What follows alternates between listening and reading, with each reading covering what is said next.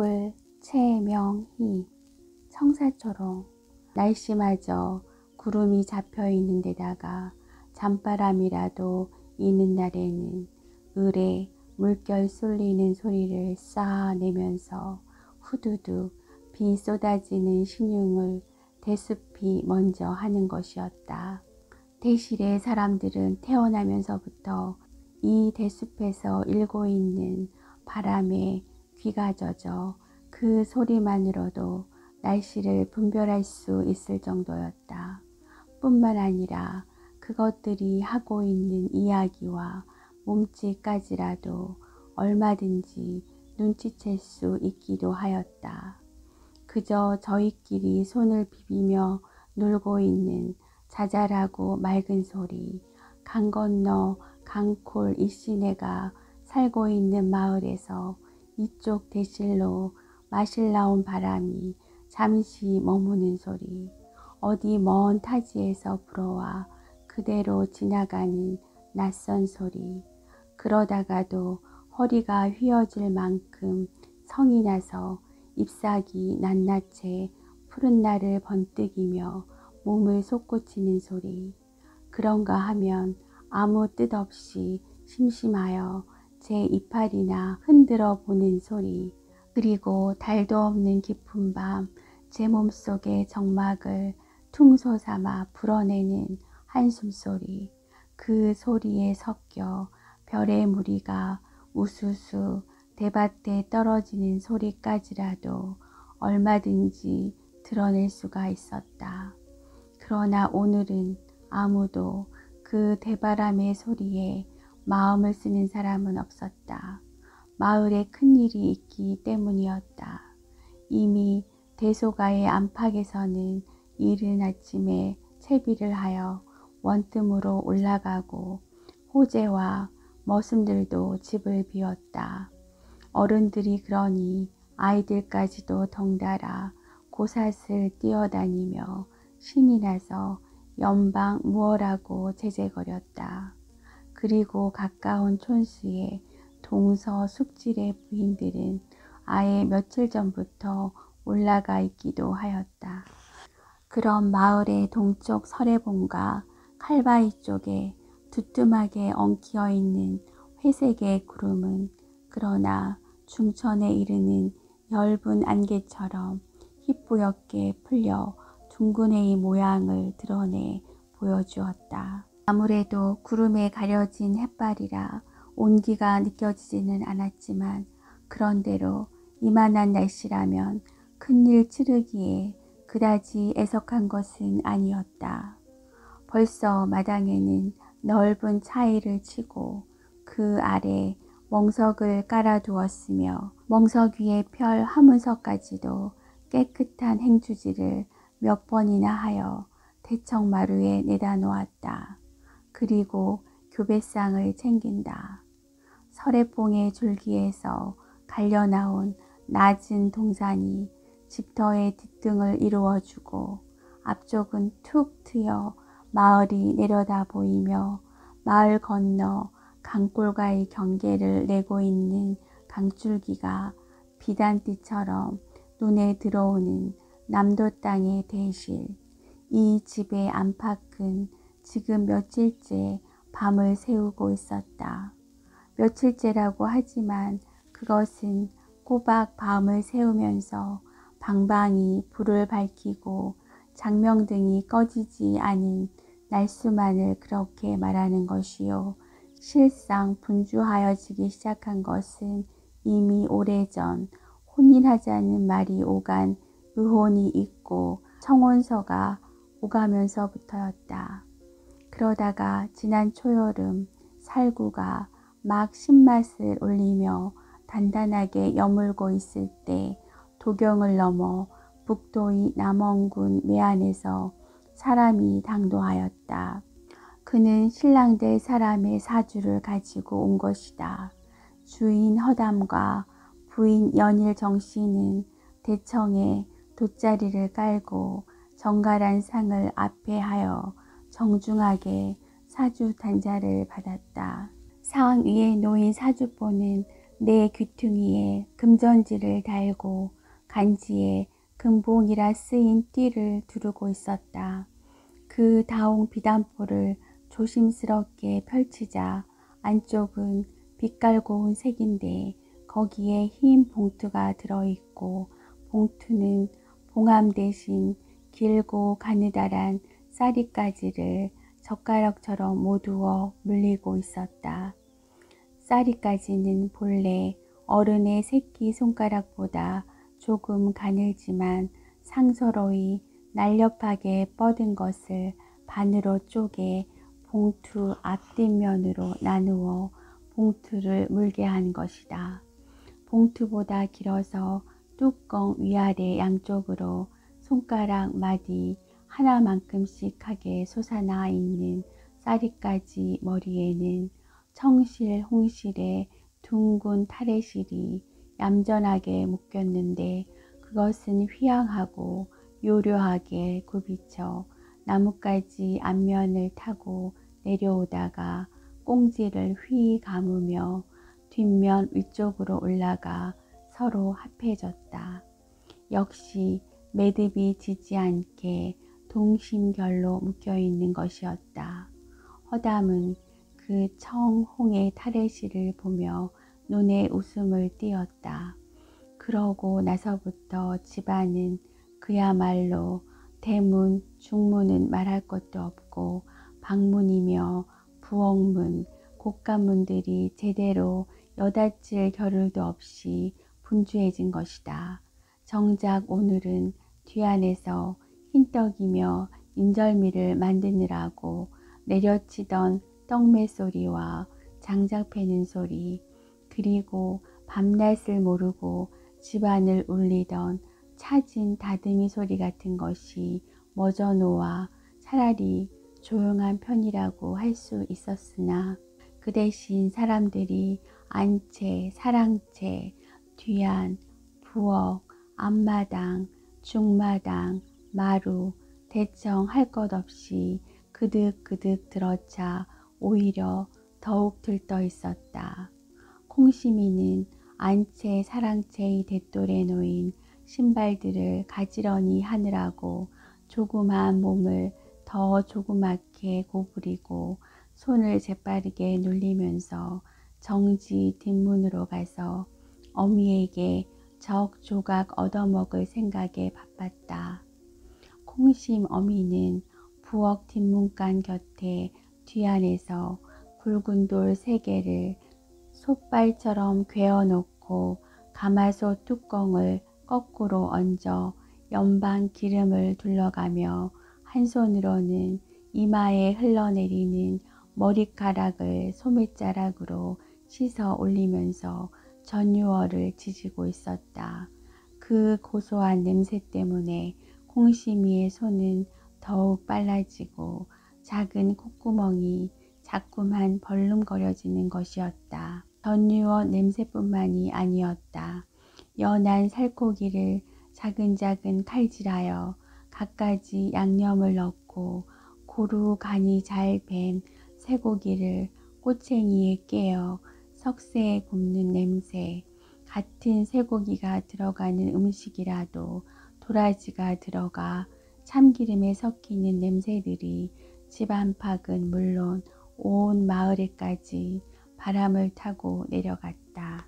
솜씨가 좋은 서저올레는 생도라지를 소금물에 살짝 삶아 건지며 맛을 본다. 그리고 간간한 도라지를 옹배기의 찬물에 우려내는 동안 후춧가루, 소금, 깨소금, 파, 마늘을 언뜻 챙긴 뒤에 다시 도라지를 건져내더니 순식간에 옥파같이 곱게 갈라놓는다. 얼마나 좋을까이 연지곤지에다. 옆에서 떡 시루번을 뜯어내고 있는 전봉이네가 혼잣말처럼 탄식하며 부러움을 감추지 못한다. 신랑이 애리단디 신방이 멋인지는 알란가? 뒤안에 콩심어미가 어느 결에 듣고 말꼬리를 치켜 세우며 참견을 하는데 히히히 하고 웃음을 깨문다. 저리가. 아이고. 웃음 끝에 곁에 다가선 콩심이를 보더니 전유어 한쪽을 찢어주며 손짓으로 밀어낸다. 그리고 나머지 쪽을 자기 입에 넣고 우물거리며 전유어를 뒤집는다. 콩심이는 적 조각을 공중으로 치켜들어 혓바닥을 내민다.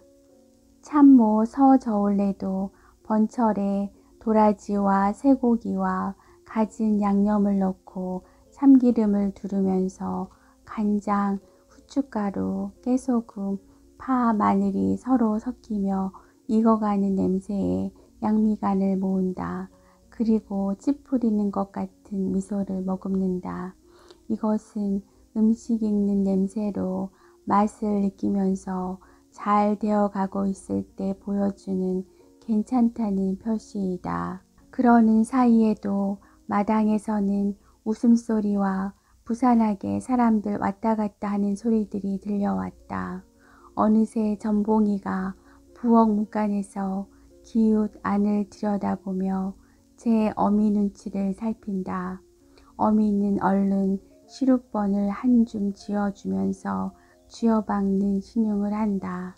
그러나 무리마다 고운 물을 안친 무지개 떡이며 김이 천장을 가리는 붉은 시루떡, 그리고 떡가루 사이에 팥고물, 콩, 녹두, 계피가루, 석이, 밤, 잣들이 곁들여져 있는 갖은 시루떡을 네모 반듯하게 썰어 상에 쓸 것을 챙기고는 부스러진 귀퉁이를 따로 모아 삼배 보자기에 싸둘 생각을 전봉이네는 한다.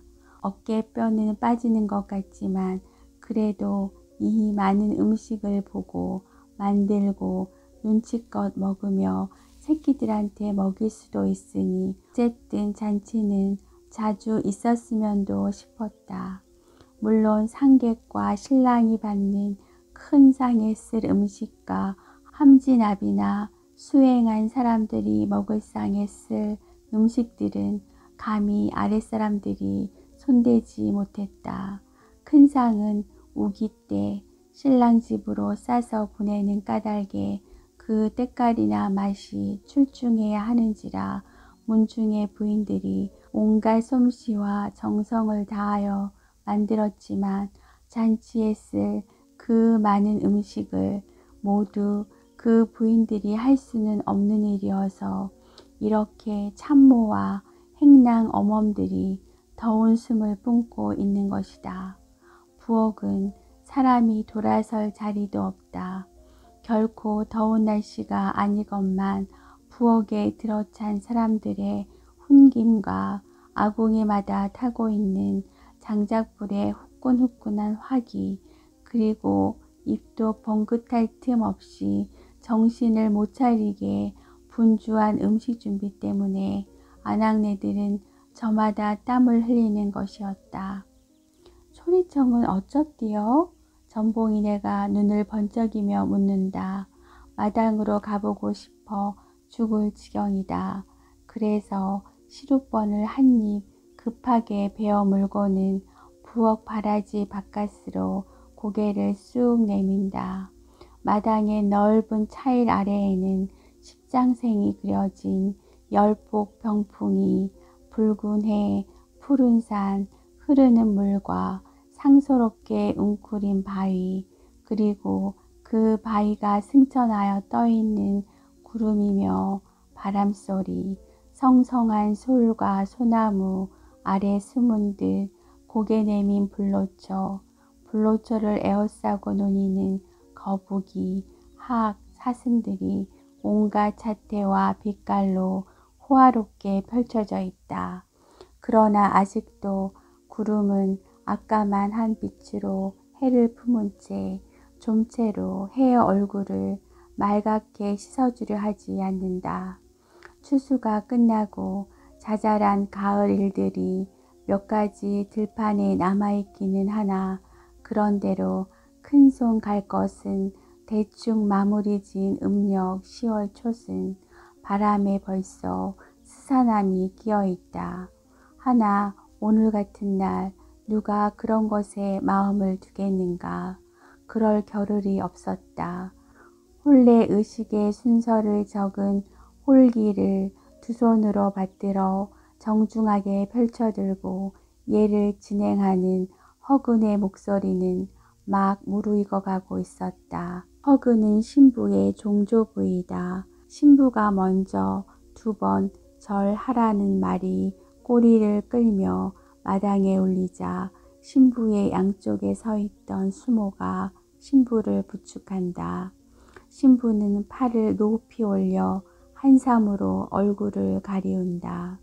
다홍 비단 바탕에 굽이치는 물결이 논일고 바위가 우뚝하며 그 바위 틈에서 갸웃 고개를 내민 불로초 그리고 그 위를 어미봉과 새끼봉들이 어우러져 나는데 연꽃 모란꽃이 혹은 수줍게 혹은 흐드러지게 피어나고 있는 신부의 화롯은 그 소매뿌리가 청, 홍, 황으로 끝동이 달려 있어서 보는 이를 휘양하게 하였다. 아이고 시상에 어쩌면 저렇고럼. 소래청을 에워싼 사람들의 뒤쪽에서 누군가 참지 못하고 탄성을 질렀다. 신부는 다홍치마를 동산처럼 부풀리며 제배를 하고 일어선다. 한삼에 가리워졌던 얼굴이 드러나자 흰 이마의 한가운데 곤지의 선명한 붉은 빛이 매아잠의 푸른 청옥 담두와 그 빛깔이 부딪히면서 그네의 얼굴을 차갑고 단단하게 비춰주었다. 거기다 고개를 약간 숙인 듯 하였으나 사실은 아래턱만을 목 안쪽으로 당긴 채 지그시 눈을 내리감은 그네의 모습에서는 새 신부의 수줍음과 다감한 품내보다는 차라리 일종의 위험이 번져나가고 있었다. 그것은 그네의 골격 때문인지도 몰랐다. 아버지 허담의 큰 키와도 거의 엇비슷할 만큼 솟은 키에 허리를 고추 세우고 어깨를 높이 펴고 있는 자세는 오색 찬란한 화롯과 화관으로 하여 더욱 그런 느낌을 주는 것 같았다. 그러나 그네의 그런 모습과는 달리 화관에 장식된 청강석 나비가 하르르 하르르 떨고 있는 것은 숨길 수 없는 일이었다. 신부의 속눈썹도 나비를 따라 떨린다. 아직 학상이단가? 어느 틈에 서저울래가 전봉이네 곁에 바싹 다가서서 숨소리 섞인 귓속말로 소곤거린다. 아직이 뭐시여. 인자사 15살이랑만 앞으로도 창창하지 뭐. 몸에 신랑 이쁜 거. 뒤에서 탄식처럼 낮은 소리가 터진다. 목소리를 눌렀기 때문에 그 심정이 더욱 간절하게 들린다. 아이고 신랑 좀 보소. 또 꽃잎맹이네. 사모를 쓰고 자색 달령을 입은 신랑은 소년이었다. 몸가짐은 의젓하였지만 자그마한 체구였고 얼굴빛은 발글에 분홍물이 돌아 귀 밑에서 볼을 타고 턱을 돌아 목으로 흘러내리는 여린 선의 보송보송 복숭아 털이 그대로 느껴진다. 그는 시키는 대로 나붓이 끌어안으며 신부에게 일배를 한다. 마당을 가득 채운 웃음소리와 덕담, 귓속말들, 옷자락에 흥건히 베어들 만큼 질탕한 갖가지 음식 냄새와 청, 홍, 오색의 휘황함에 짓눌리기라도 한 것일까? 아니면 모든 것이 아직은 어색한 탓일까? 나이 어린 신랑의 얼굴은 굳어 있었다. 그것은 아까 대문, 중문을 넘어올 때만 하여도 표가 나지 않았었는데 신부가 수모들의 부축을 받으며 대리상 저쪽에 마주섰을 때 확연하게 달라진 표정이었다. 긴장을 한 탓이라고 해야 할는지 앳된 얼굴에는 웃음기가 없다. 사람들은 이러한 것들에는 아랑곳하지 않고 여기저기서 마주보고 웃고 고개를 끄덕이며 흥겹게 들떠 있었다. 그것은 시간이 갈수록 점점 더 고조되면서 물결처럼 출렁거리고 그 출렁거림은 이제 막바지에 달하여 반상과 주객을 가리지 않고 한 덩어리로 둥실 떠오르게 하는 것이었다. 부제배. 신부가 다시 2번 절을 하자 신랑은 답으로 1배를 한다. 돗자리 위에 놓인 신랑의 2손이 하얗고 나뭇잎처럼 조그맣다. 그러고 나서 2 사람은 허근의 영을 따라 그 자리에 각각 무릎을 꿇고 단정히 앉았다. 신랑은 애들맹이고 신부는 큰 마님 같으네. 금배 말이시. 꼰지발을 딛고 넘겨다 보던 2 안악이 소곤거린다. 신부 측에서 흰 사기잔에 술을 부어 신랑 편으로 보내면 신랑은 그를 받들어 땅에 조금 지운 다음 한 모금 마시고 신부 측으로 보낸다. 신부는 신랑이 보내온 이 술을 다 마셔야 한다. 그러고 나서 이번에는 신랑 측이 신부한테 술잔을 보내고 신부는 아까 신랑이 하던 순서대로 행하는 의례이다.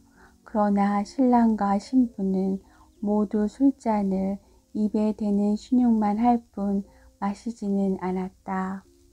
가운데 놓인 대리상의 양쪽에서는 불꽃을 너울거리며 한 쌍의 촛불이 타오르고 그 옆에 솔가지와 대나무 가지들은 목에 청실 홍시를 감은 백자 화병에 꽂혀서서 바람 소리라도 일으킬 것처럼 서슬이 푸르고 싱싱하다.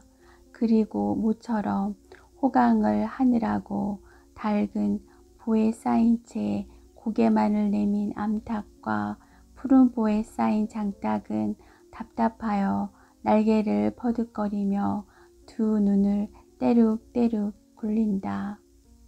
장닭의 늘어진 벼슬이 흔들린다. 이제 초래청의 흥겨움은 막바지에 이른 것 같았다. 하객들은 만면에 웃음을 띠고 연신 화사한 농담을 던지며 혹은 귀갯말을 소곤거리기도 하면서 감개 어린 표정을 짓기도 하였다. 비복들은 교자상을 서로 맞잡기도 하고 혼자서 등에 매기도 하여 마당에다 내다 놓고 허리를 펼 사이도 없이 다시 뒤아니며 모퉁이 행랑 쪽으로 줄다름을 친다. 머슴들은 힐끗 곁눈질을 하고 지나치지만 계집종과 안악들은 그러는 중에도 잠깐 일손을 놓고 사람들 어깨 너머로 힐끗 초래청을 넘겨다보며 한마디씩 참견한다. 신랑의 상객으로 온 부친 이기채는 시종 가는 입술을 힘주어 다물고 아들의 하는 모습을 지켜보았다. 그는 체구가 작은 데다가 깡 마른 편이어서 야무지고 단단한 대추씨 같은 인상을 주었다. 무엇보다도 그의 다문 입술과 더불어 날카롭게 빛나는 작은 눈에 예광이 형형하여 보는 이를 위압하는 것이었다. 그의 전신에는 담력이 서려 있었다.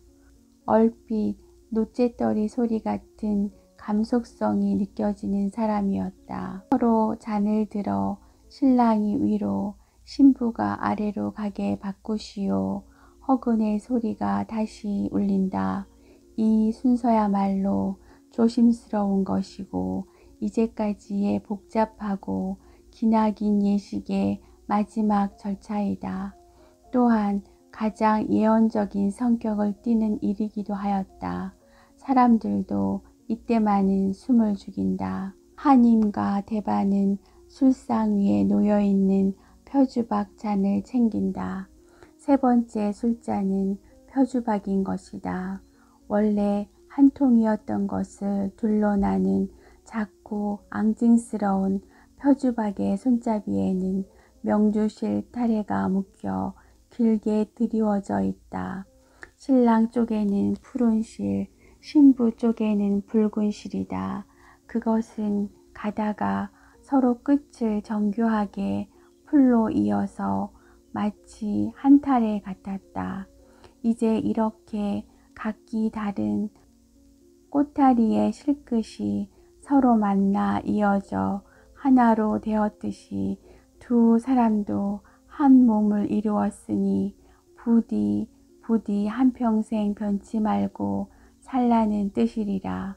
그러나 어려운 것은 그 표주박에 가득 술을 부어 술잔을 서로 바꾸어 마셔야 하는 일이었다.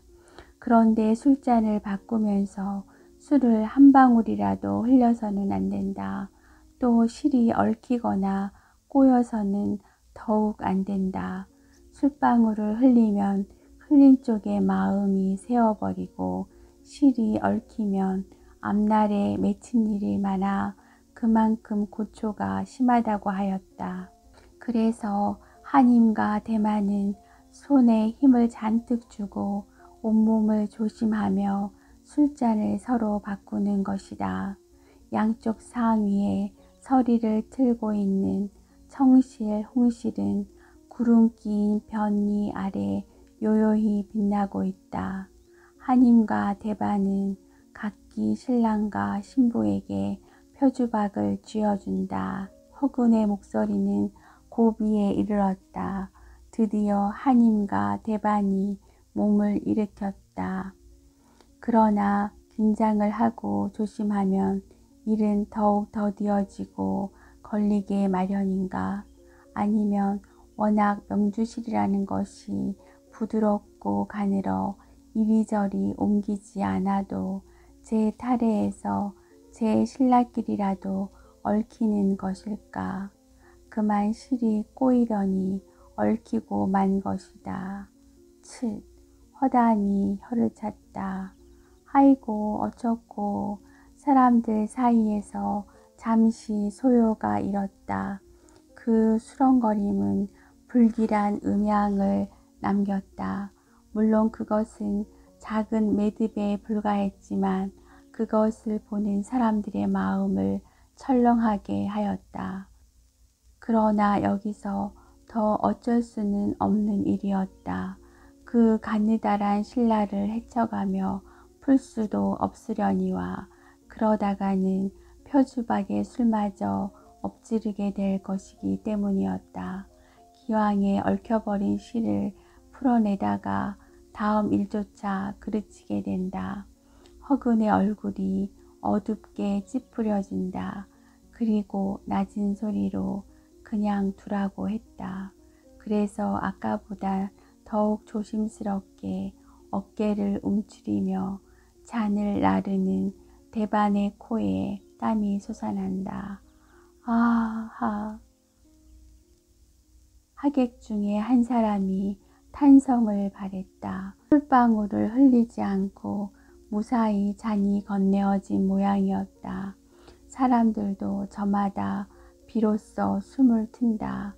그리고 이제 점점 끝나가는 예식을 아쉬워하며 신랑과 신부가 표주박에 술을 남기지 않고 한 번에 마시는지 어쩌는지 마지막 흥겨움과 긴장을 모으며 여기저기서 한마디씩 했다.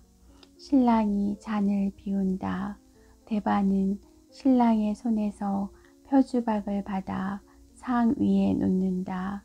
신부의 차례에 이르자 사람들은 저절로 흥이 나서 고개를 빼밀고 꼰지발을 듣는다.